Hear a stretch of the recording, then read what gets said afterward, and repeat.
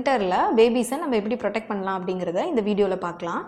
First குழந்தைங்களுக்கு moisturiser apply பண்ணுங்கள், மறக்காதீங்க. அட்லீஸ்ட் 2 to 3 times ஆகுது குழந்தைங்களுக்கு பேபி மாய்ஸ்சரைசர் யூஸ் பண்ணுங்கள்.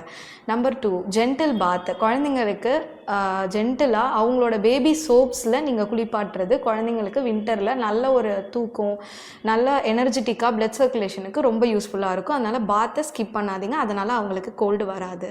நம்பர் 3, குழந்தைங்கள எங்கே வெளியில் நீங்கள் தூக்கிட்டு போனாலும் அவங்களோட காது பகுதிகள், அவங்களோட கை கால் இதெல்லாம் நீங்கள் கவர் பண்ணியிருக்கீங்களா அப்படிங்கிறத பாருங்கள். அது ரொம்ப முக்கியம். அதனால் குழந்தைங்களுக்கு இயர் மூலியமாக தான் இந்த ஏரில் சர்க்குலேட் ஆகிட்டு இருக்க வைரஸ்னால தான் அவங்களுக்கு கோல்டே வரும். ஸோ அதனால் make sure you cover a baby when you go outside. 4th tips, குழந்தைங்கள நம்ம யார் தூக்குனாலும் யார் ஹேண்டில் பண்ணாலும் அவங்க ஹேண்ட் சானிடைசர் யூஸ் பண்ணுறாங்களா அப்படிங்கிறத பாருங்கள். வர கெஸ்ட்டை அதை போட ரெஃப்யூஸ் பண்ணாலும் நீங்கள் குழந்தைங்கள less than 1 year இருக்கிற பேபிஸை இந்த வின்டரில் கோல்டு இருக்கிற யாரையும் ஹேண்டில் பண்ண விடாதீங்க. இது எல்லாத்த விட முக்கியமான பாயிண்ட்டு, குழந்தைங்களோட வேக்சின் கரெக்டான டைம்க்கு எடுக்கிறாங்களா அப்படிங்கிறத நீங்கள் ட்ரேஸ் பண்ணுங்கள். ரொம்ப முக்கியம், வேக்சினை ஸ்கிப் பண்ணாதீங்க.